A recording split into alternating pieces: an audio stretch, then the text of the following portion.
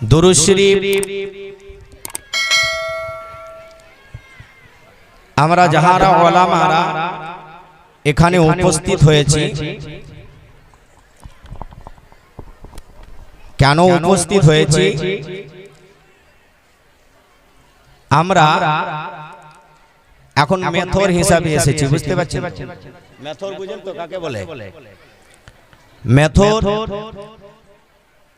এর কাজ হচ্ছে নোংরা জিনিসগুলোকে পরিষ্কার করা, সাফ করা। তো আমাদের সমাজে কিছু আবর্জনা, আছে যেগুলো পরিষ্কার করার জন্য সমস্ত ওলামারা উপস্থিত হয়েছে। সে আবর্জনা পরিষ্কার করার জন্য ওলামারা উপস্থিত হয়েছে। আমার মঞ্চের উপর থেকে ইহদিরি আওয়াজটা আমি শুনতে পেলাম, শুধু ইনারাই দুরূদ শরীফ পড়লেন। আপনারা কি দুরূদ শরীফ পড়েন না? কি গো, পড়েন কি পড়েন না? পড়েন কি পড়েন না?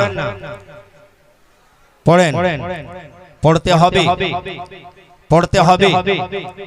শুনেছেন আলিমের জবান থেকে যে দুরূদ শরীফ পড়তে হবে। ওলামারা বলেছেন, ওলামারা বলেছেন, আউলিয়ারা বলেছেন, সাহাবীরা বলেছেন। এরা সবাই শুধু এদের কথা না, নবী বলেছেন শুধু এনার কথা না, স্বয়ং আল্লাহ বলছেন যে নবীর উপরে দুরূদ পাঠ করতে হবে। সুবহানাল্লাহ। কে বলছেন?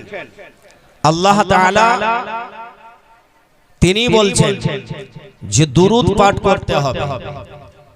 কোরআন পাকে স্পষ্ট ভাবে বলে দেওয়া হয়েছে, ইন্নাল্লাহা ওয়া মালাইকাতাহু ইউসাল্লুনা আলান নবী ইয়া আইয়ুহাল্লাযীনা আমানু সাল্লু আলাইহি ওয়া সাল্লিমু তাসলিমা।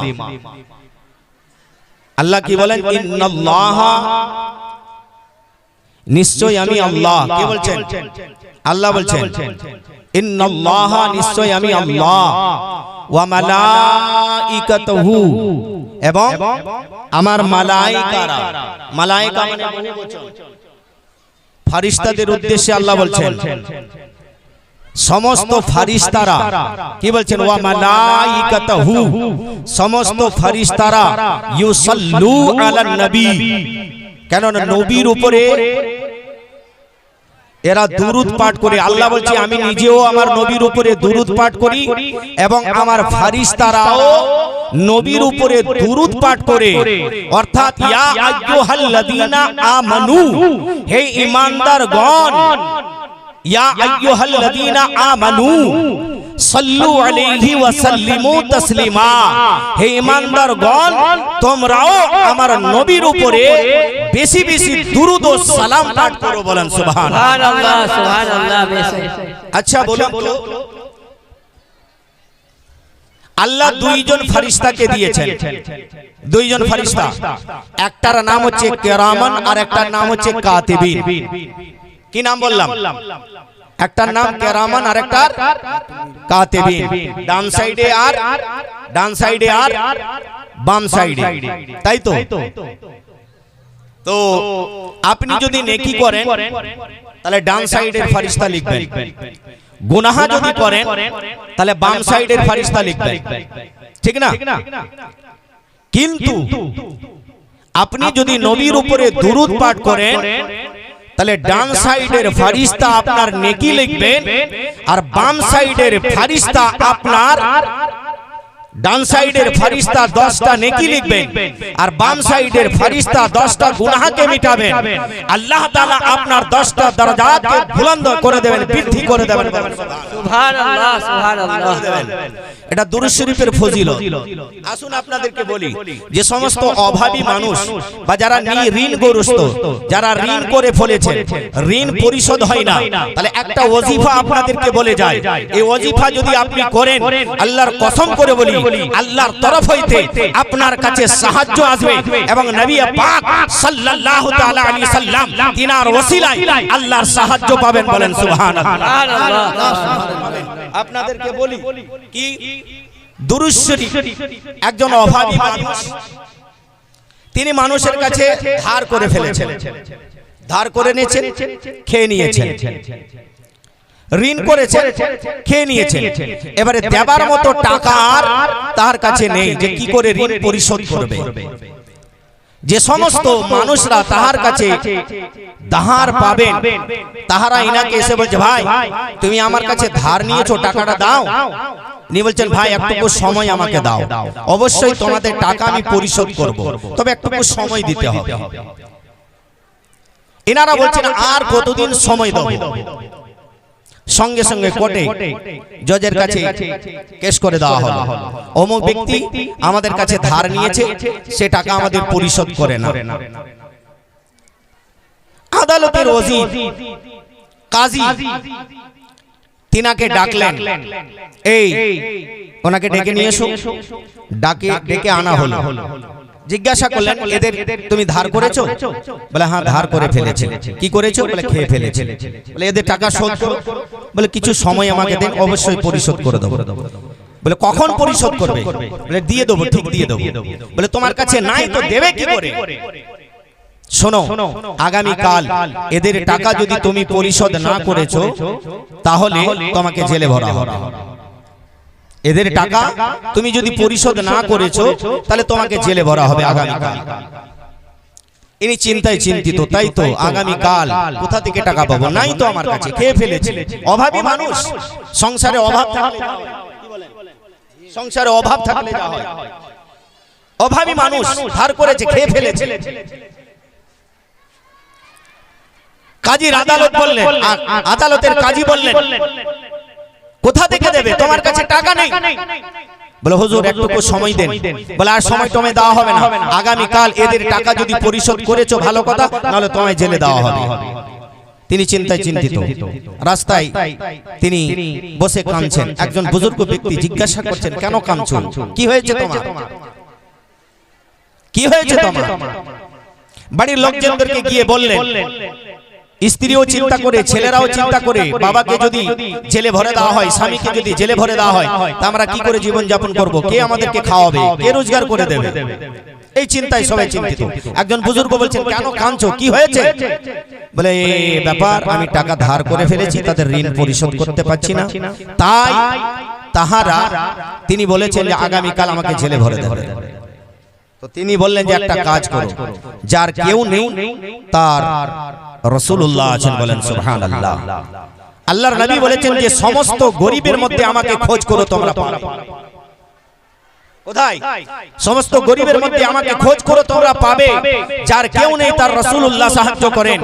ব্রাদার এই ব্যক্তিকে বলা হলো, যাও তুমি তোমার বাড়ি চলে যাও, আর বাড়িতে গিয়া তুমি তোমার এই সমস্ত কথা তোমার নবীকে জানাও, এবং নবীর উপরে সারাটা রাত তুমি দুরূদ পাঠ করতে থাকো।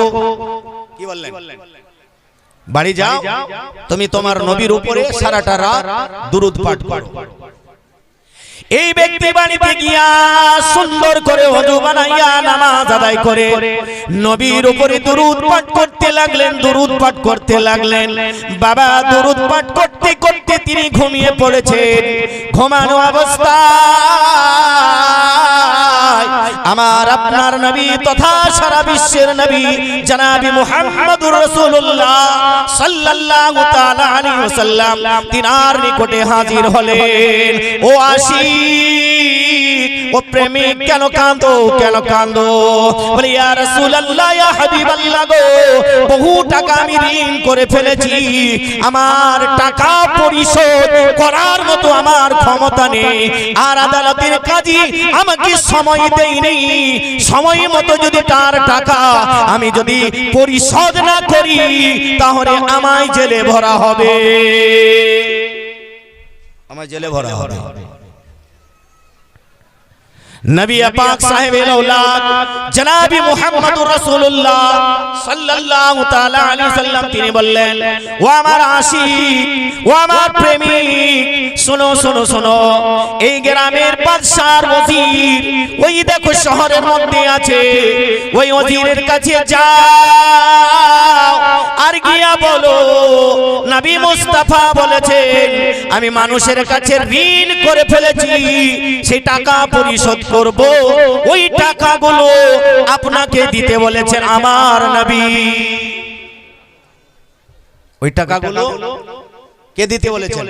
আরে বলুন কে দিতে বলেছেন? আপনারাও আমার সঙ্গে কথা বলুন, আমি বক্তব্য শোনাবো আপনাদের কাছে।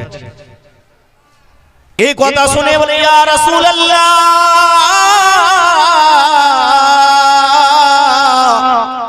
ইয়া হাবিবাল্লাহ গো, ইয়া নবী আল্লাহ, তিনি তো বাদশার ওজির, সুন্দর বাড়ি, ওই বাড়ির মধ্যে দারওয়ান থাকে, দরগা থাকে, আমার কেমন করে ক্ষমতা হবে তার বাড়িতে যাওয়ার?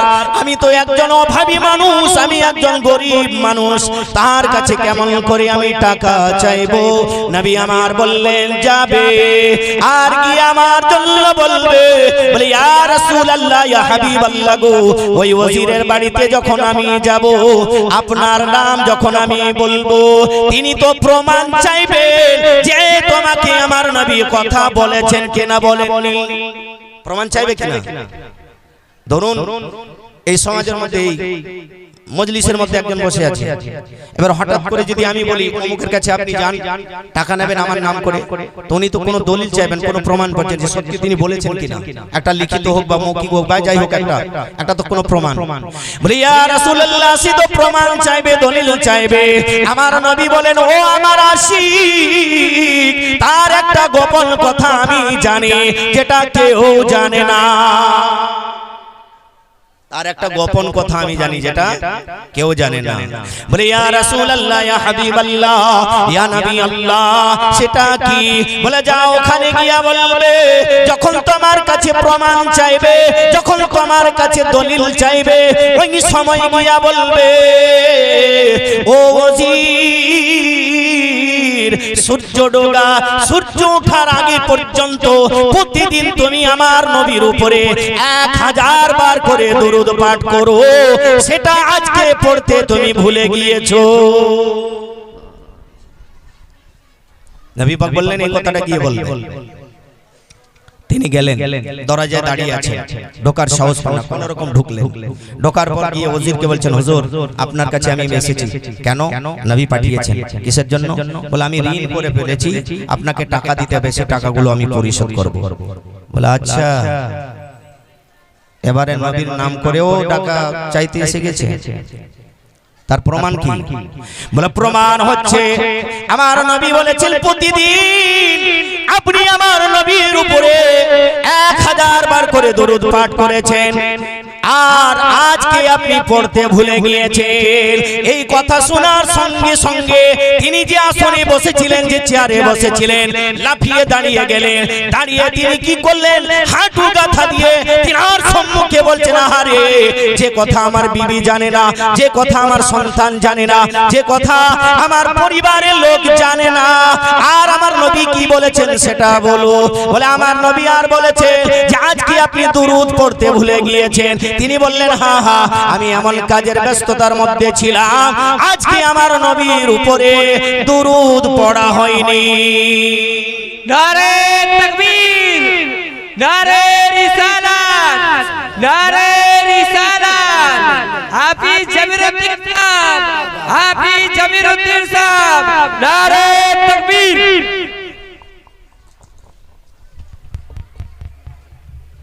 আজ দরুদ পড়া হয়নি। এই কথা শোনার সঙ্গে সঙ্গে তিনি বলেন আমার নবী কি বলেছেন আর কি বলেছেন? বলে এই কথা আমার নবী বলেছেন। তিনি বললেন আজ আমি খুব আনন্দ, খুব খুশি, যেহেতু আমি বুঝতে পারলাম যে আমার দরুদ আমার নবীর নিকটে পৌঁছায়, আর আজকে আমার নবীর পিয়ন হয়ে তুমি আমার নিকটে এসেছো এই সুসংবাদ দেওয়ার জন্য। তাই তুমি আমায় যখন এই সুসংবাদটা দিয়েছো, তিনি কি করলেন, তিনার তিজোরির নিকটে নিয়ে গেলেন, তিনি আলমারিটা খুলে দিলেন। খুলে দেওয়ার সঙ্গে সঙ্গে বললেন যে যতটা তোমার প্রয়োজন হয় এইখান থেকে তুমি টাকা নিয়ে নাও। ওই অভাবী মানুষ বললেন হুজুর গো, আমার বেশি প্রয়োজন নাই, যতটা আমি ঋণ করেছি আমি ততটাই আপনার কাছে নেব। সুবহানাল্লাহ। যতটা আমি ঋণ করেছি ততটাই আপনার কাছে নেব। তিনি বলেন আচ্ছা, টাকা নিয়ে নিলেন। সোজাই কোথায়? আদালতে হাজির, কাজীর কাছে। আচ্ছা বলুন তো, কেউ যদি আমার কাছে ধার পায় আর টাকা যদি আমি জোগাড় করে ফেলি, তাহলে আমার সাহসটা কেমন হবে বলুন?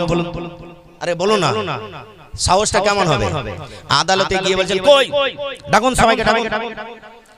আদালতের কাজী বলছেন দাঁড়াও, একটু ক্ষান্ত হও, ধৈর্য ধরো, সবাইকে আসতে দাও। সবাই সেখানে হাজির হয়ে গিয়েছে। হাজির হয়ে যাওয়ার পর এবারে আদালতের কাজী বলছেন আচ্ছা তোমরা কাহারা কাহারা ইনার কাছে টাকা পাও? সবাই দাঁড়িয়ে গিয়েছেন। দাঁড়িয়ে যাওয়ার পর তিনি বলছেন তোমরা সবাই টাকা পাবে? বলে হ্যাঁ। বলে শোনো, আজকে এই ব্যক্তি টাকা পরিশোধ করবে না, ইনার হয়ে আমি পরিশোধ করব। বলেন সুবহানাল্লাহ। আদালতের কাজী বলছেন যে ইনি পরিশোধ করবেন না, ইনার হয়ে আমি পরিশোধ করব। এই কথা শোনার সঙ্গে সঙ্গে যতজন ব্যক্তি ওখানে ছিলেন বলে ইনি বলছেন আপনি পরিশোধ করবেন? বলে হ্যাঁ। আপনি করবেন? বলে হ্যাঁ। বলে গতকাল তো আপনি আমাকে জেলে যাওয়ার জন্য আপনি বললেন যে তোমাকে জেলে পাঠাবো, আর আজকে পরিবর্তন? বলে পরিবর্তন হব না কেন?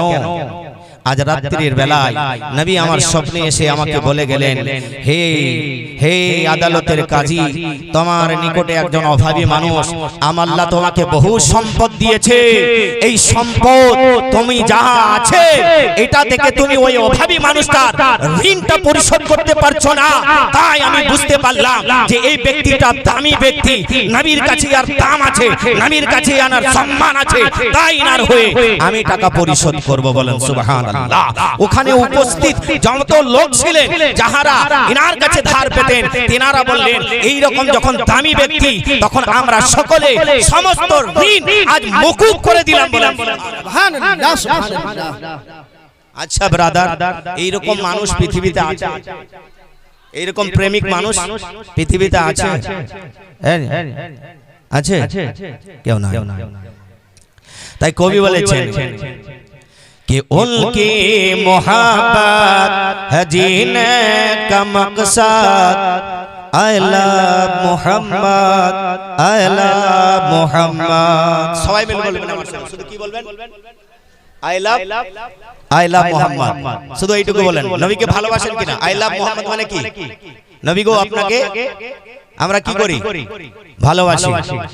उनकी मोहब्बत है जीने का मकसद, I love Mohammad, I love Mohammad. उनकी मोहब्बत है जीने का मकसद, I love Mohammad, I love Mohammad, I love Mohammad, I love Mohammad, I love Mohammad, I love Mohammad. हम भी प्यार करते हैं, हम भी प्यार करते हैं, हम भी प्यार करते हैं, हम भी प्यार करते हैं। बोलो सर, हम भी प्यार करते हैं। একটাও জবান বন্ধ থাকবে না, সবাই হাতটা তুলে বলেন हम भी प्यार करते हैं, हम भी प्यार करते हैं, हम भी प्यार करते हैं, हम भी प्यार करते हैं। आका से बेहद I love Mohammad, I love Mohammad. उनकी मोहब्बत है जीने का मकसद, I love Mohammad, I love Mohammad. चाहे कटे या रहे ये ज़बाने, अरे बोलो ना सुभान अल्लाह, सुभान अल्लाह। मोहब्बत की नबी की करें, जोरे शोरे बोलो सुभान अल्लाह। चाहे कटे या रहेंगे ज़बाने, दुश्मन के नरगे में दे दो अजाने।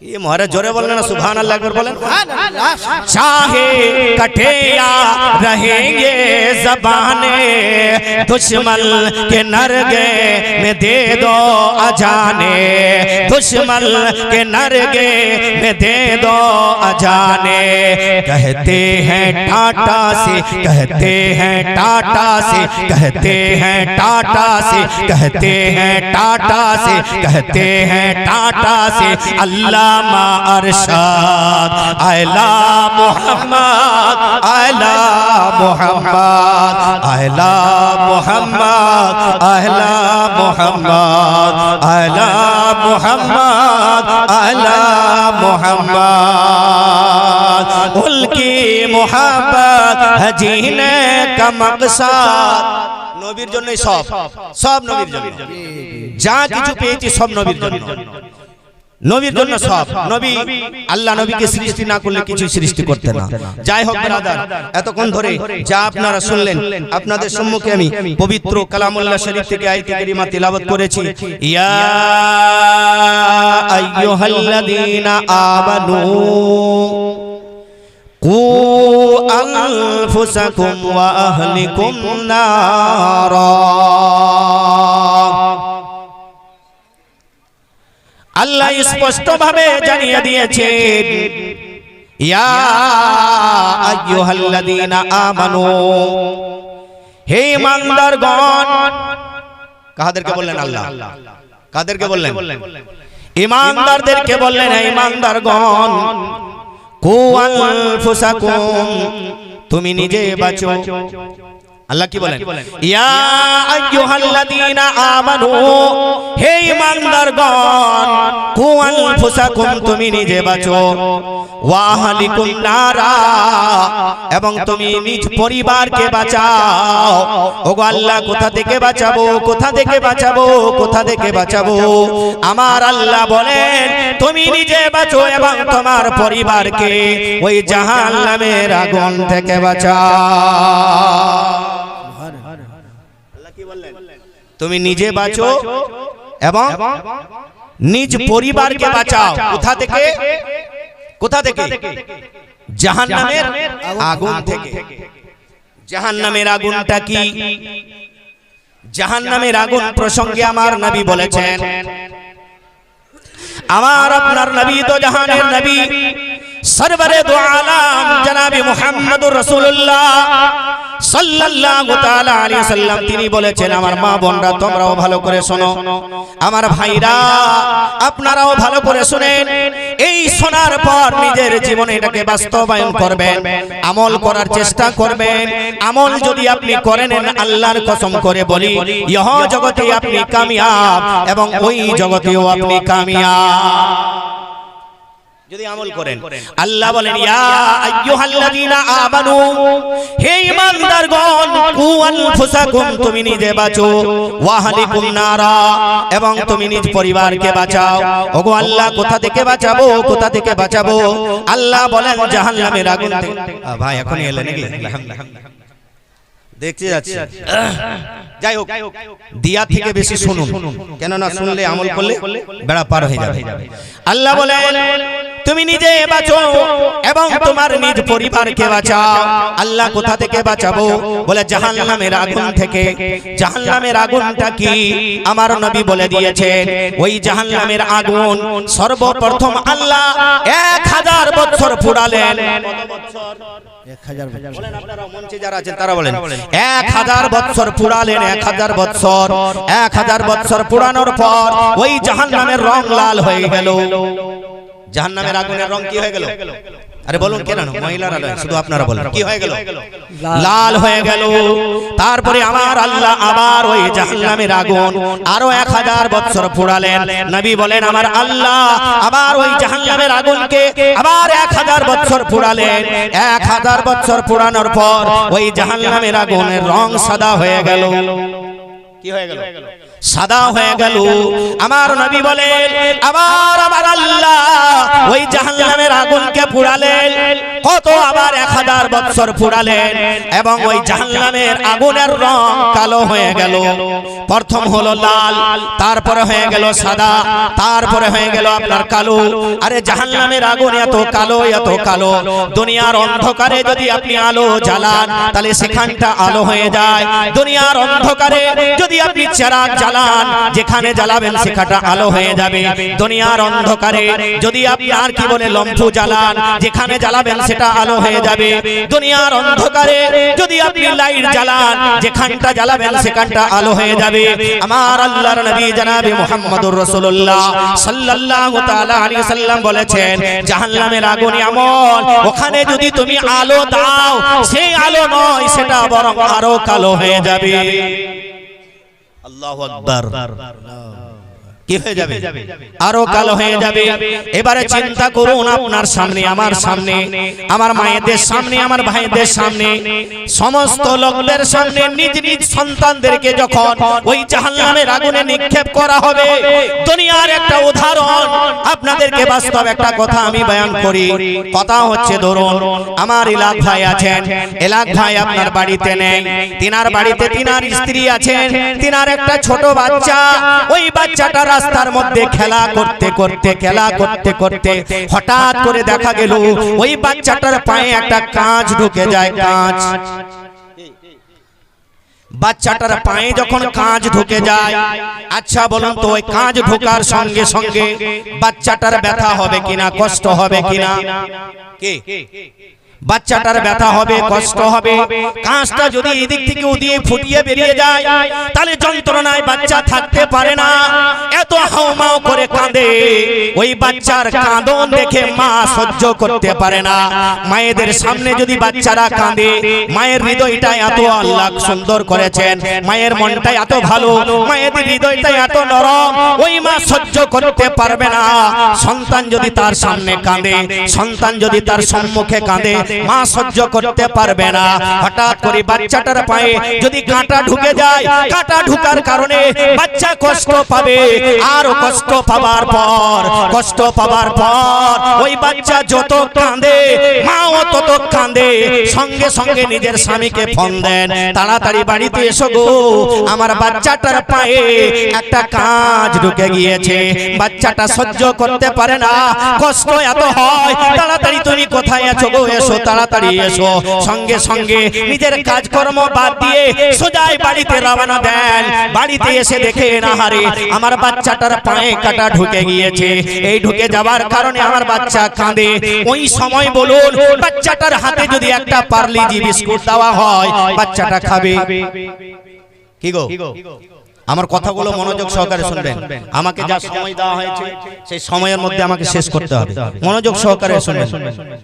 এক নাম্বার কথা, বাচ্চাটার পায়ে যখন কাঁটা ঢুকে যায়, বাপ এসে যদি বলে বেটা বিস্কুট খাও, চাউমিন খাও, ভেজিটেবল খাও, এই খাও, এই খাও, বাচ্চা খায় না, শুধু কাঁদে আর কাঁদে।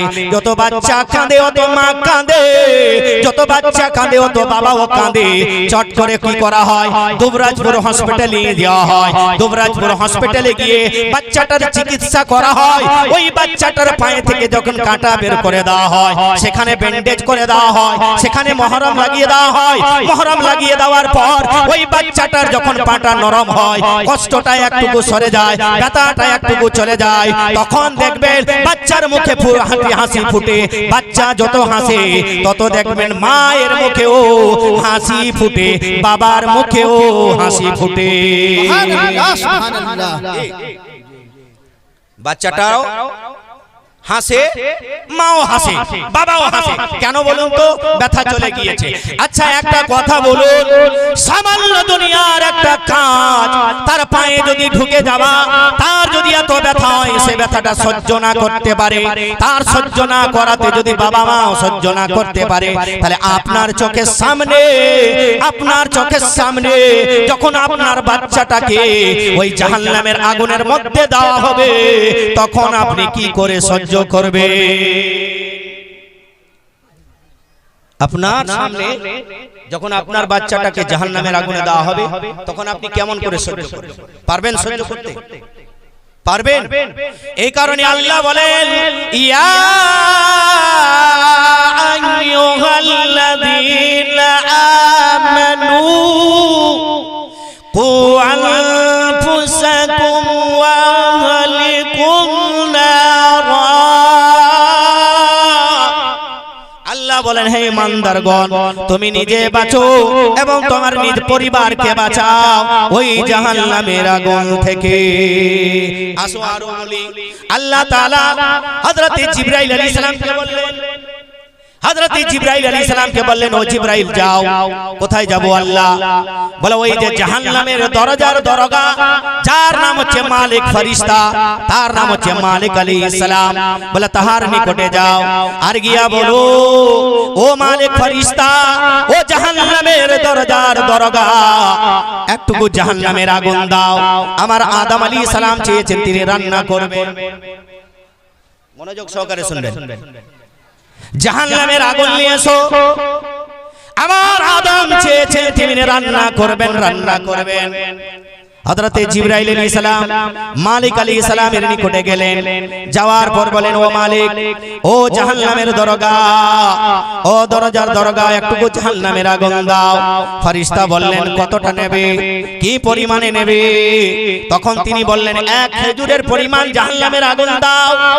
সঙ্গে সঙ্গে মালিক আলাইহিস সালাম বললেন, যদি এই জাহান্নামের আগুন যদি খেজুরের পরিমাণ দুনিয়াতে যদি নিয়ে যাওয়া হয়, তাহলে শুনে রাখো, শুনে রাখো, পুরো দুনিয়াটা জ্বলে ভস্ম হয়ে যাবে, ছাই হয়ে যাবে, ছাই হয়ে যাবে। তাহলে কি করা যায়? বলে তাহলে গমের মতো, বলে গমের মতো যদি নিয়ে যাওয়া হয়, আর এই গমের মতো আগুন, জাহান্নামের আগুন যদি দুনিয়াতে দেওয়া হয়, তাহলে জেনে রাখো, জেনে রাখো, এই যে যেই জমিনের মধ্যে আর কখনো পানি বর্ষাবে না, আর কখনো ফসল ফলবে না, আর ফসল কখনো হবে না। তাহলে কি করা যায়? মালিক আলাইহিস সালাম বললেন, একটা কাজ করো, একটা জবের পরিমাণ নিয়ে যাও। জব বুঝেন তো কাকে বলে? জব হচ্ছে গমের থেকে একটুকু পাতলা আর চালের থেকে একটুকু মোটা, চালের থেকে একটু মোটা। মালিক আলাইহিস সালাম বললেন, যাও নিয়ে যাও, নিয়ে যাও, নিয়ে যাও। তবে একটা কথা শুনো, জমিনে নিয়ে যাওয়ার পূর্বে, পাহাড়ে নিয়ে যাওয়ার পূর্বে এটা রহমতের পানিতে, নাহরে রহমতের মধ্যে আগে 70 বার ধৌত করবে, তারপরে দুনিয়াতে দেবে। কতবার? কতবার বললেন গো? 70 বার ধৌত করবে, তারপরে নিয়ে যাবে। হযরত জিবরাইল আলাইহিস সালাম সেটাকে নিয়ে আসার পর কতবার বললেন? 70 বার। নাহরে রহমতের মধ্যে 70 বার ডুবিয়ে ডুবিয়ে ডুবিয়ে ডুবিয়ে তিনাকে ধৌত করলেন। ধৌত করার পর ওই জাহান্নামের আগুনটা আপনার কি বলে পাহাড়ের উপরে যেমনই রাখা হয়েছে, রাখার সঙ্গে সঙ্গে 70 বার ধৌত করার পর একটা জবের মতো আগুন জাহান্নামের ওই পাহাড়ে রাখার সঙ্গে সঙ্গে পাহাড় জ্বলে ছাই হয়ে গেল, সহ্য করতে পারলো না। আবার ওই জাহান্নামের আগুন দুনিয়ায় না থেকে পুনরায় যেখানে ছিলেন সেখানে ফিরে গেলে। তাহলে চিন্তা করুন, জবের পরিমাণ, সেই আগুন যদি দুনিয়া সহ্য না করতে পারে, পাহাড় সহ্য না করতে পারে, তাহলে আমার আপনাকে ওই জাহান্নামের আগুনের মধ্যে নিক্ষেপ করা হবে। আপনি আমি কেমন করে সহ্য, কেমন করে সহ্য করব? এই কারণে জেনে রাখুন, আপনি মনে করেছেন আমি আপনাদের সম্মুখে আয়াতে কারিমা তেলাওয়াত করেছি, ইয়া আইয়ুহাল্লাযীনা আমানু কু আনফুসাকুম ওয়া আহলিকুম নারা। হে ইমানদারগণ, তোমরা নিজে বাঁচো এবং তোমার নিজ পরিবারকে বাঁচাও জাহান্নামের আগুন থেকে। এবারে আসুন, আপনি মনে করেছেন আপনার ছেলের জন্য আপনি 10 তলা বিল্ডিং করেছেন, আপনি ছেলের হক আদায় করলেন না। ব্রাদার না, আল্লাহর ইজ্জতের কসম করে বলি, ছেলের জন্য আপনি 10 তলা বিল্ডিং করে যান, তবু আপনি আপনার ছেলের হক আদায় করেননি।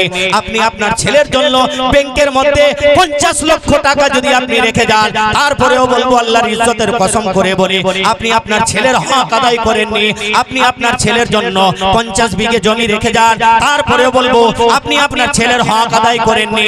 আপনি আপনার ছেলের জন্য বিশাল আপনার রোডের সাইডে সাইডে ভালো ভালো জায়গা ক্রয় করে রেখেছেন, আপনার ওয়ারিশ পাবে বলে আল্লাহর কসম করে বলি আপনি আপনার সন্তানের হক আদায় করেননি, তাহলে আপনি বলবেন জামিরউদ্দিন সাহেব সন্তানের হক আদায় কি বোঝাতে হয়? তাহলে আপনাদেরকে বলি আল্লাহর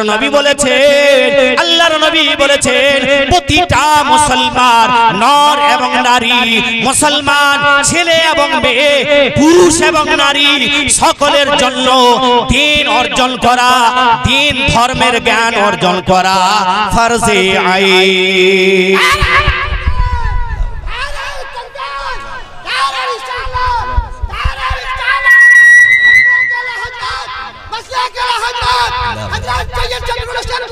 जिंदाबाद जिंदाबाद अल्लाह अरे केमन करे घुमा তুমি ফজর করে কাজা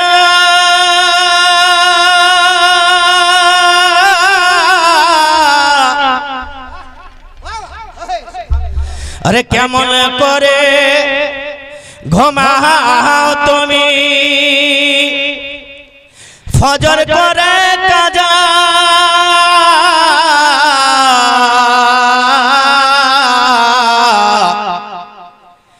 এমন তো হতে পারে জোহরে জানাজা রে মানো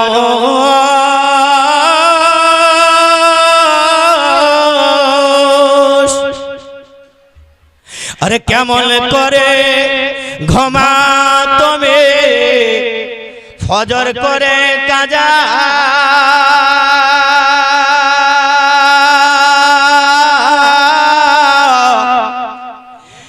এমন তো হতে পারে জোহরে জানাজা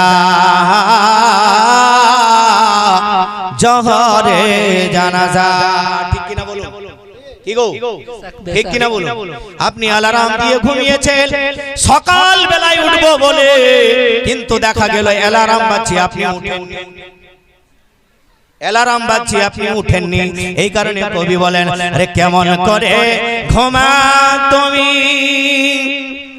ফজর করে কাজা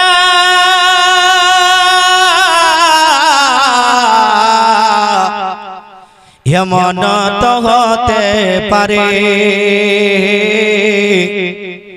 জোহরে জানাজা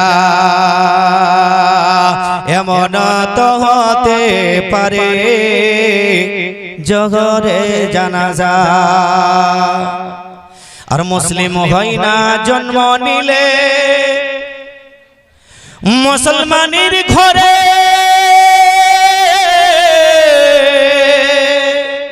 ঠিক কিনা বলুন আরে হ্যাঁ কিনা বলুন মুসলিম হয় না জন্ম নিলে আর মুসলমানের ঘরে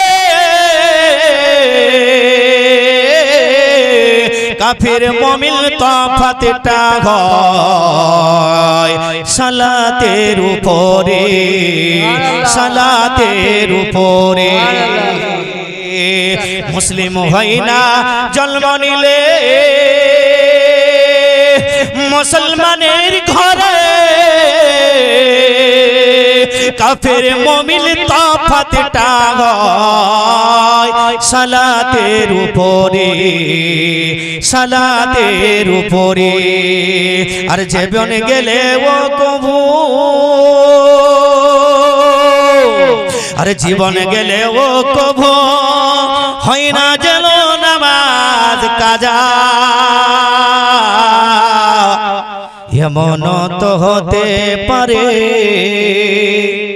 জোহরে জানাজা এমন তো হতে পারে জোহরে জানাজা কেমন করে ঘুমা তুমি ফজর করে কাজা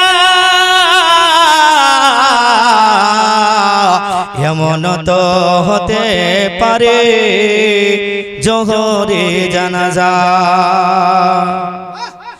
বেনামাজের লাশ কবরে রাখিবে যখন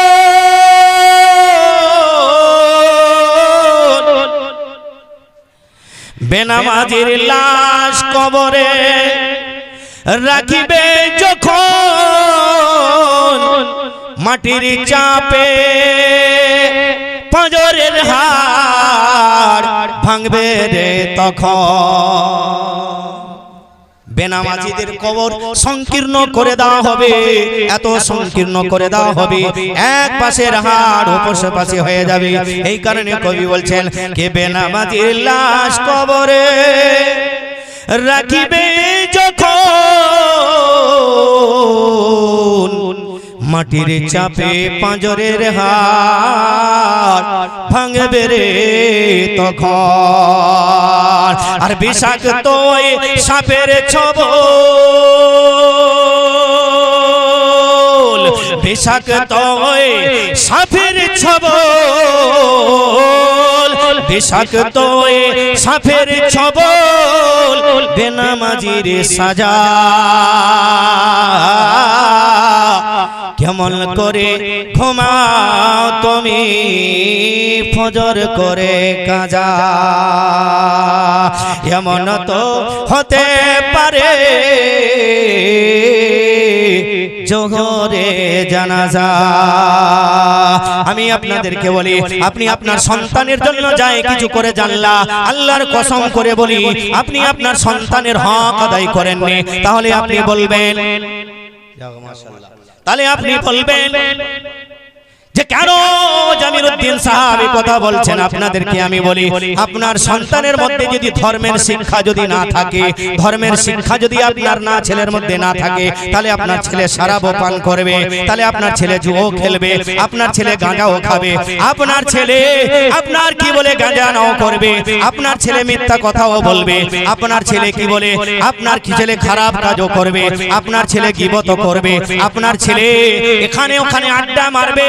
কথা হচ্ছে যদি ধর্মের শিক্ষা ধর্মের জ্ঞান তার মধ্যে যদি থেকে থাকে, আল্লাহর কসম করে বলি অন্যায় কাজটা তার দ্বারাই হবে না,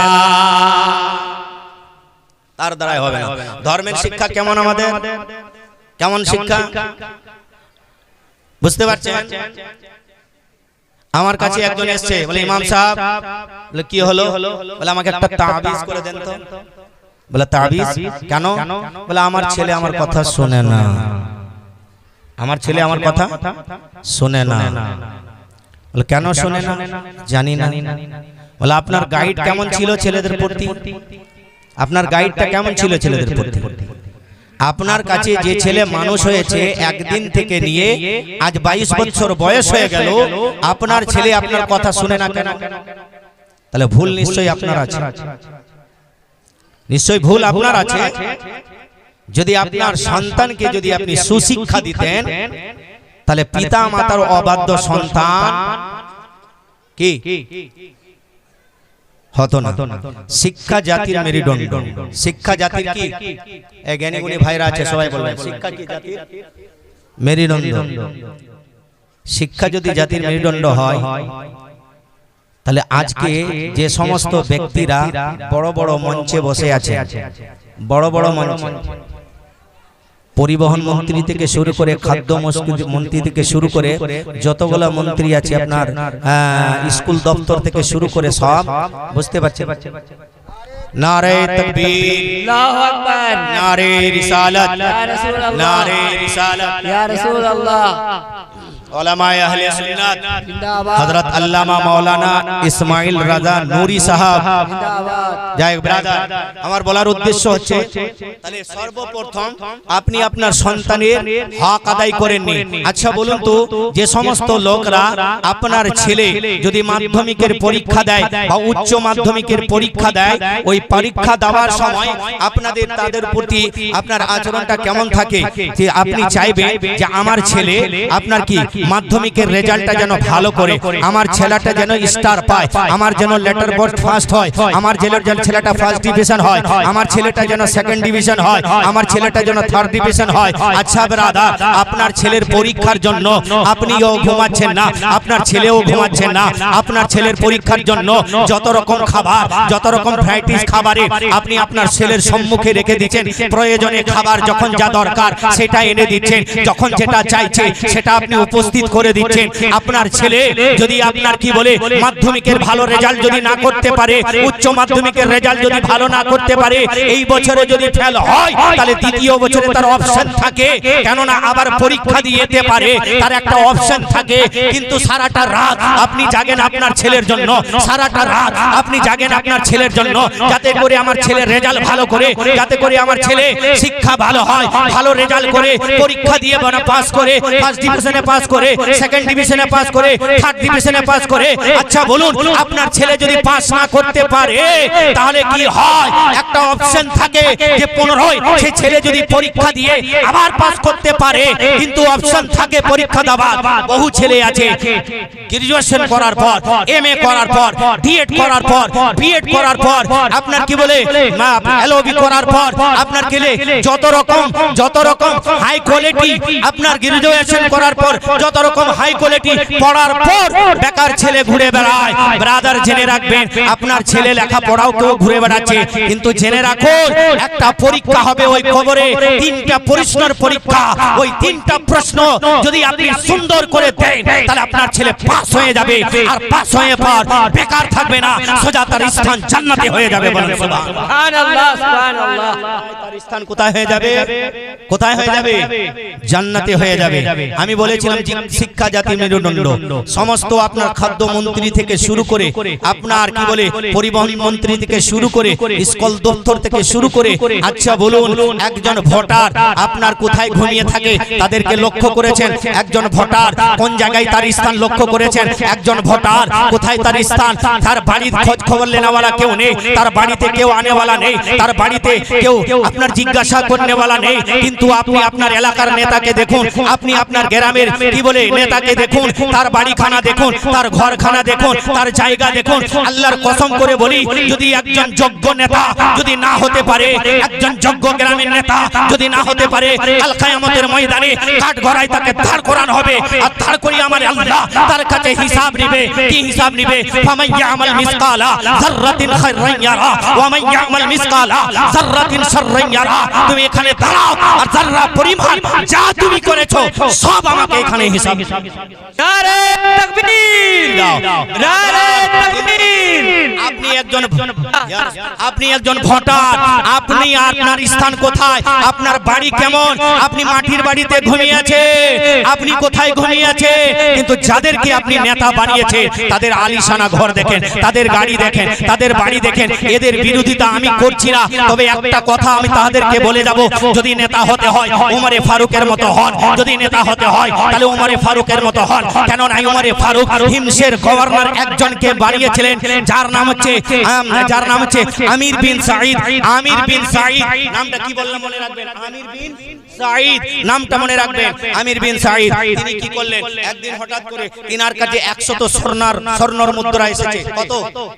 100 স্বর্ণর মুদ্রা এসেছে। আসার পর তিনি কি করলেন? আজকালকার আমার মা বোনরাও খুব চালাক, বুঝলেন, মিটিং এ এদেরকে বেশি নিয়ে যাওয়া হয়। আর এরা আবার যাবে কিসের জন্য জানেন তো? একটা আপনার কি বলে এক প্যাকেট যদি টিফিন দেওয়া হয় এতে এরা ছুটবে। আরে মা, তোমাকে মিটিং করার জন্য আল্লাহ বানায়নি, আল্লাহ তোমাকে বানিয়েছে তোমার স্বামীর খিদমত করার জন্য। তোমার স্বামী যখন নামাজ পড়ে আসবে, নামাজ পড়ার যে সওয়াব পাবে, যখন তুমি তোমার স্বামীর খিদমত করবে, ওই সওয়াবের অধিকারী তুমিও হবে। বলে এই কথাটা বলি। নেতা কেমন হওয়া উচিত? নেতা কেমন হওয়া উচিত? নেতার আচরণ কেমন হওয়া উচিত? নেতার ব্যবহার কেমন হওয়া উচিত? নেতাকে কেমন বলা হয়? ওমরে ফারুক রাদিয়াল্লাহু তাআলা আনহু, তিনি হচ্ছেন আপনার কি বলে ওমরে ফারুক। তার মতো নেতা সাঈদ বিন আমির, হিমসের গভর্নর। নাম কি বললাম? হিমসের গভর্নর। তিনার কাছে 100 স্বর্ণের মুদ্রা এসেছে। কত? 100 স্বর্ণের মুদ্রা। তিনি নিয়ে ভাবছেন আল্লাহ আল্লাহ আল্লাহ আল্লাহ আল্লাহ। কাঁদছেন, চোখের পানি, এত পানি, দাড়িখানা ভিজে গিয়েছে, মুখখানা ভিজে গিয়েছে, অরঙ্গ ভিজে গিয়েছে। জিজ্ঞাসা করছেন, হুজুর আপনি হিমসের গভর্নর, আপনি কাঁদছেন কেন? আপনি একজন রাজ্যের ক্ষমতার অধিকারী, আপনি কাঁদছেন কেন? একটা রাজ্যের ক্ষমতা আপনাকে দেওয়া হয়েছে, আপনি কাঁদছেন কেন? বলে, আগো কেন কাঁদছি জানো? কেন কাঁদছি জানো? কেন কাঁদছি জানো? আজ আমার হাতে দুনিয়া দুনিয়া চলে এসেছে। সঙ্গে সঙ্গে তিনি তিনার বাড়িতে গেলেন। বাড়িতে যাওয়ার পর নিজের স্ত্রীকে বললেন, ওগো তুমি কি করছো? বলে আমি কি করছি, বাড়িতে আছি। বলে কি হয়েছে আপনার, কি হয়েছে আপনার, এত বিধিব্যস্ত কেন, আপনার চোখ থেকে পানি কেন, এত কাঁদছেন কেন? বলে আমি কাঁদছি কেন তুমি জানতে চাও? আমি কিসের জন্য কাঁদছি তুমি জানতে চাও? বলে আমি জানতে চাই। বলে তাহলে শোনো কেন আমি কাঁদছি, কিসের জন্য কাঁদছি। আমার হাতে দুনিয়া চলে এসেছে, আমি দুনিয়া এসে গিয়েছে আমার হাতে, আমার হাতে দুনিয়া এসে গিয়েছে, আমি এই কারণে কাঁদছি। তুমি তাড়াতাড়ি রেডি হয়ে নাও, তুমি তাড়াতাড়ি রেডি হয়ে নাও, তুমি তাড়াতাড়ি তৈরি হয়ে নাও। বলে কোথায় যাবে? বলে তাড়াতাড়ি রেডি হয়ে নাও, আমি যেটা বলবি সেটাই তো শুনবে। বলে হ্যাঁ, আপনি যাহা বলবেন আমি সেটাই শুনবো, আপনি যেটাই আদেশ করবেন সেটাই পালন করব, আপনি যেটা মানতে বলবেন সেটাই আমি বলবো। কেননা আল্লাহর নবী জনাবে মুহাম্মদুর রাসূলুল্লাহ সাল্লাল্লাহু তাআলা আলাইহি ওয়াসাল্লাম বলেছেন যে আপনার স্ত্রীদের আপনার স্বামীর পায়ের তলে জান্নাত, বলেন সুবহানাল্লাহ। স্ত্রীদের স্বামীর পায়ের তলে জান্নাত। ব্রাদার এই কথাটা বলে নিজের বক্তব্য মঞ্চে উপস্থিত হয়ে গিয়েছেন আমার ওলামা উপস্থিত হয়ে গেছে। শুধু এটা এই কথাটা আপনারা শুনতে রাজি? ছেড়ে দেবো কি? হোক একবার জোরে বলেন ইয়া রাসূলুল্লাহ, হাত তুলে আর বলেন ইয়া রাসূলুল্লাহ। বলেন তো আপনার নেতার ব্যবহার, আপনার নেতার আচরণ আর সেই একজন নেতা ছিলেন তার আচরণ তার ব্যবহার মিলিয়ে নেবেন, তারপরে আপনি চিন্তা ভাবনা করবেন। দেখবেন এসআই এর ফর্ম ফিলআপ হচ্ছে না? আরে এসআই এর ফর্ম ফিলআপ হচ্ছে আর ফর্ম ফিলআপ করার জন্য কাকে খোঁজেন? কাকে খোঁজেন? আনাড়ি জাহিল ব্যক্তিদেরকে? হ্যাঁ, কাদেরকে? শিক্ষিত লোকদেরকে। কাদেরকে? ও তোমার এসআই এর ফর্ম ফিলআপ করার জন্য শিক্ষিত লোকের দরকার, আর তুমি যখন নেতা বানাবে তখন একজন মূর্খ লোক। আপনার নেতা নামাজি হবে, আপনার নেতা পরেজগার হবে, আপনার নেতা কি বলে দানশীল হবে, আপনার নেতা কি বলে ধর্মভীরু হবে, আপনার নেতা আল্লাহকে ভয় করনেওয়ালা হবে, আপনার নেতা তার আদর্শ ভালো হবে, আপনার নেতা তার চরিত্র ভালো হবে। আপনার নেতা যদি এই রকম ভাবে নেতা নির্বাচন করতে পারে তাহলে শুধু গ্রাম নয় পুরো সমাজ সুধরিয়ে যাবে। বলেন পুরো সমাজ সুধরিয়ে যাবে যদি এইরকম যোগ্য নেতা সমাজ সুধরিয়ে যাবে। আসুন আপনি বলে দিন। হযরতে সাঈদ বিন আমির সন্ন্যার মুদ্দারা স্ত্রীকে বললেন কি গো?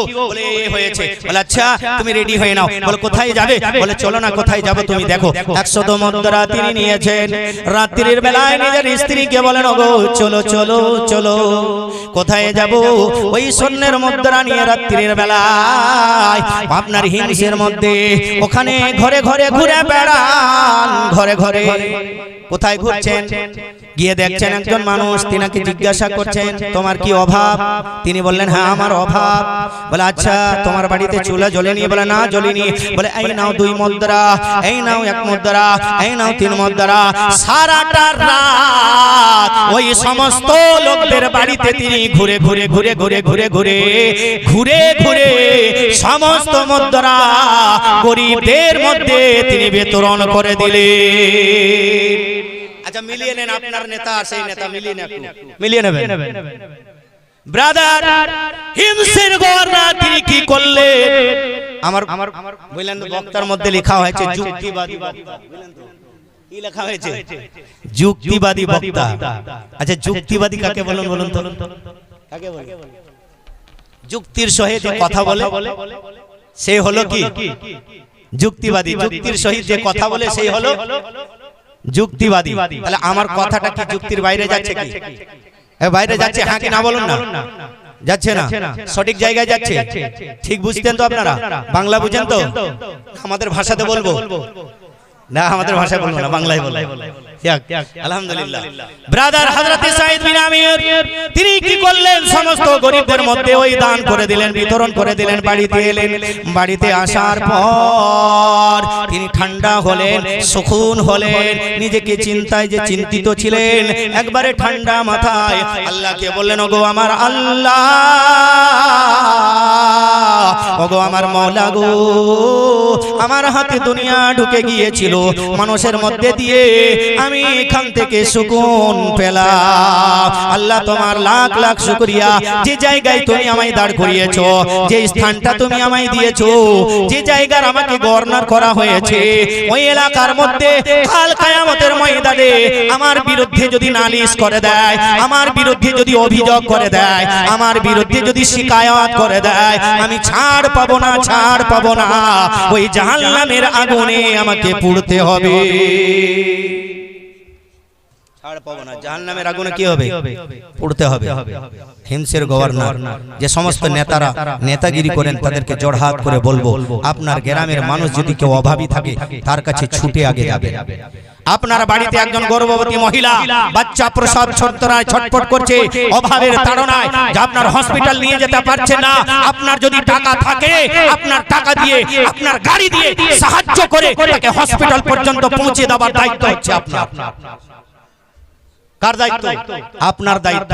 যারা নেতা আছেন তাদেরকে সকলকে আমি বলবো, আপনার দায়িত্ব হচ্ছে একজন গরিব মানুষ, তার ছেলে লেখাপড়া করে কিন্তু লেখাপড়া করার সময় এমন একটা জায়গায় তার অ্যাডমিশন হবে, সেই টাকার বিনিময়ে হয়তো অ্যাডমিশন হচ্ছে না, ভর্তি দেখে নিচ্ছে না। গ্রামের নেতার একটা দায়িত্ব হচ্ছে, আপনার যদি আল্লাহ অর্থ দিয়েছে ওই টাকা দিয়ে ওই ছেলেটা স্কুলে অ্যাডমিশন করিয়ে দিন, সেটা আপনার জন্য সাদকায়ে জারিয়া হয়ে যাবে। সেটা সাদকায়ে কি হবে? জারিয়া হয়ে যাবে। ব্রাদার, শুধু নেতা হলে হবে না আর নিজের পকেটে টাকা ভরলে হবে না, নেতার বড় দায়িত্ব, অনেক বড় দায়িত্ব। আর মা বোনদেরকে বলি, তোমরা 4টা কাজ বাড়িতে করো। তোমরা যদি জান্নাতে যেতে চাও, জান্নাতের 8টা দরজা, আল্লাহ ওই 8টা দরজা তোমাদের জন্য খুলে দেবে। যে দরজা দিয়ে তোমরা জান্নাতে ইচ্ছুক তোমরা চলে যাবে, চলে যাবে। 1 নম্বর নামাজ পড়বে। 1 নম্বর কি? নামাজ পড়বে। 1 নম্বর কি? নামাজ। রোজা রাখবে, স্বামীর খিদমত করবে। কিন্তু বাপ রে, স্বামীর খিদমত বাদ দিয়ে মাজার শরীফে বেশি আমাদের মহিলাগুলোকে পাবে। কে? মাজার শরীফে। আচ্ছা বলুন তো, সে যদি মাজার শরীফে না যায় তাহলে দাতা বাবা কি নারাজ হয়ে যাবে? হ্যাঁ, আরে নারাজ হয়ে যাবে। আর যদি সে যদি না যায় তাহলে আল্লাহ কি নারাজ হয়ে যাবেন তার উপরে? পাথর চাপড়ি সে যদি না যায় তাহলে আল্লাহ নারাজ হবে না, কিন্তু বাড়িতে বসে যদি স্বামীর খিদমত না করে আল্লাহ নারাজ হয়ে যাবে, রাসূল নারাজ হয়ে যাবে। তাই মাগো, দ্বিতীয় 3 নম্বর বললাম কি? স্বামীর খিদমত। 4র্থ নম্বর হচ্ছে নিজের লজ্জা স্থানের হেফাজত করা। 4র্থ নম্বর কি বললাম? নিজের লজ্জা স্থানের হেফাজত করা। এটাই হচ্ছে আপনার কর্তব্য, এটা আপনি পালন করবেন, এটা নিজের জীবনে বাস্তবায়ন করবেন। কেননা আপনার গর্ভে থেকে গাউসে আজম হয়েছেন, আপনার গর্ভে থেকে খাজা মুঈনুদ্দিন হয়েছেন, আপনাদের গর্ভ থেকে আপনার আলা হযরত হয়েছেন। আর আপনিও যদি চান যে আমার ছেলেকে আমি নেককার বানাতে চাই, আপনিও যদি চান আমার ছেলেকে নামাজি বানাতে চাই, আপনিও যদি চান আমার ছেলেকে পরেজগার বানাতে চাই, তাহলে মা এই 4টা জিনিসের উপরে আমল করো। তোমার ছেলে নেককার হয়ে যাবে, সারাবি হবে না। তোমার ছেলে পরেজগার হয়ে যাবে, সারাবি হবে না। তোমার ছেলে পরেজগার হয়ে যাবে, জুয়ারি হবে না। তোমার ছেলে পরেজগার হয়ে যাবে, বেনামাজি হবে না। তোমার ছেলে পরেজগার হয়ে যাবে, তোমার কি বলে লটারি টিকিট কাটবে না। আজ মুসলমানের অবস্থা এমন, ঘরে খাবার টাকা নেই কিন্তু 100 টাকা প্রত্যেকদিন লটারি টিকিট। আল্লাহ স্পষ্ট ভাবে হারাম হারাম হারাম বলে দিয়েছেন, লটারি হারাম বলে দিয়েছেন।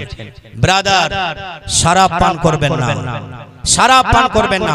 একজন ব্যক্তি যারা তওবা করেন আজ থেকে আমরা শরাব পান করব না, লটারি টিকিট কাটবো না, জুয়ো খেলবো না, আজ থেকে বা পিতামাতার অবাধ্যতা হব না, নাফরমানি করব না। এই সমস্ত জিনিস আপনি মেনে চলুন আপনার। আর আপনাদেরকে বলি, হযরত সাঈদ বিন আমর তিনি যে গভর্নর ছিলেন, ওই সাঈদ বিন আমির তিনি যে গভর্নর, তিনার আচরণ, তিনার ব্যবহার এমন। শুধু তাই নয়, হযরত ওমর ফারুকের ব্যবহারও শুনলেন। হযরত ওমর ফারুক রাদিয়াল্লাহু তাআলা আনহু একজন গর্ভবতী মহিলা প্রসব যন্ত্রণায় ছটফট করছেন, জি ছটফট করছেন। ছটফট করা অবস্থায় তিনি কি করছেন? হযরত ওমর তিনার কিন্তু আশাক পোশাক, তিনি একজন কি রাষ্ট্রপতি থাকার পরও তিনার আশাক পোশাক একবারে সাধারণ মানুষ, একবারে সাধারণ মানুষ, দেখে চিনতেই পারতো না মানুষ। তো একদিন একজন মহিলা ছটফট করছে, হযরত ওমর তিনি বলছেন, ওগো, নিজের স্ত্রীকে বলছেন, কি করছো তুমি? বলে, আমি বাড়িতে আছি। ও, বাড়িতে আছো? বলে, হ্যাঁ। কি করবে? বলে, এই নামাজ পড়ার জন্য আমি বদনা নিয়েছি, ওযু বানাবো, ইবাদত করব। বলে, একটা কাজ করবে, এর থেকে বেশি সওয়াব পাবে। বলে, কি? বলে, অমুক বাড়িতে একজন মহিলা প্রসব যন্ত্রণায় ছটফট করছে, তার আশেপাশের মহিলাদের সঙ্গে ঝগড়া হয়েছে। ঝগড়া হয়ে গেলে তখন পাশের মহিলারা আর যাবে না। কি ঝগড়া মা বোন গো, তোমরা ঝগড়া করিও না। 3 দিনের বেশি যদি কথাবার্তা যদি বন্ধ করে থাকো, জেনে রাখবো কোথায় তোমার স্থান হবে, তুমি বুঝতে পারবে। যাই হোক, বলার উদ্দেশ্য হচ্ছে মিলেমিশে থাকবে সবাই, এক অপরকে ভালোবাসবে। নিজের প্রতিবেশীর হক হচ্ছে প্রতিবেশীদেরকে ভালোবাসা। রাস্তার হক হচ্ছে, রাস্তার 3টে হক হচ্ছে, 1 নম্বর হচ্ছে দৃষ্টিকে নত করে চলা, আর 1 নম্বর হক হচ্ছে সালামের জবাব দেওয়া, 3 নম্বর হক হচ্ছে আপনার কি বলে 3 নম্বর হক হচ্ছে রাস্তার মধ্যে যদি কোনো আবর্জনা থাকে, খারাপ জিনিস থাকে, সেটাকে সরিয়ে দেওয়া। হযরত ওমরের শেষ কথা, একবারে লাস্ট কথা বলে দিচ্ছি। হযরত ওমর কি বলে নিজের স্ত্রীকে পাঠিয়ে দেন, বলে তুমি নামাজ পড়ার জন্য ওযু করতে যাচ্ছ, তাহলে এতে তুমি যা সওয়াব পাবে, ওই মহিলাটার সাহায্য যদি করো তার থেকে বেশি সওয়াব পাবে। বলো যে হয়ে গেছে। যাই হোক, আল্লাহ তাআলা আমাদের সকলকে ব্রাদার।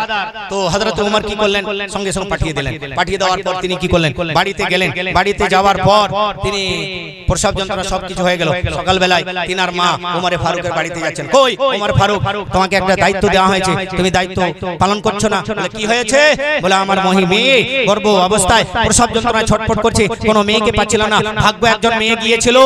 তখন তিনার বাড়িতে গিয়ে দেখছেন যে মেয়েটা ওনার বাড়িতে রাত্রি গিয়েছিলেন, সেটা হচ্ছে ওমরে ফারুকের স্ত্রী। বলে ওমরে ফারুক স্ত্রী। এইরকম নেতা দরকার আছে কিনা আমাদের? কে এইরকম নেতার দরকার আছে তো আমাদের সমাজে? এইরকম নেতার দরকার আছে সমাজে। যাই হোক ব্রাদার, আমি আয়াতে কারিমা তেলাওয়াত করেছিলাম, ইয়া আইয়ুহাল্লাযীনা আমানু কু আনফুসাকুম ওয়া আহলিকুম নারা। হে ইমানদারগণ, তুমি নিজেই বাঁচো, তোমার নিজ পরিবারকে বাঁচাও জাহান্নামের আগুন থেকে। আপনি নিজে বাঁচেন, আপনার সন্তানদেরকে বাঁচান। কেননা জাহান্নামের আগুন হচ্ছে কঠোর, জাহান্নামের আগুন হচ্ছে খুব ভয়াবহ আগুন। ওই আগুন থেকে আপনি নিজে বাঁচেন, আপনার সন্তানদেরকে বাঁচান। আল্লাহ তাআলা আমাদের সকলকে বলার মধ্যে কোহার মধ্যে যদি ত্রুটি হয়ে থাকে, সকলে আসুন একবার পড়ি, আস্তাগফিরুল্লাহ রাব্বি মিন কুল্লি যামবিন ওয়া আতুবু ইলাইহি, আশহাদু আল্লা ইলাহা ইল্লাল্লাহু ওয়া আশহাদু আন্না মুহাম্মাদান আবদুহু ওয়া রাসূলুহু ওয়া মা আলাইনা ইল্লাল বালাগ। আসসালামু আলাইকুম।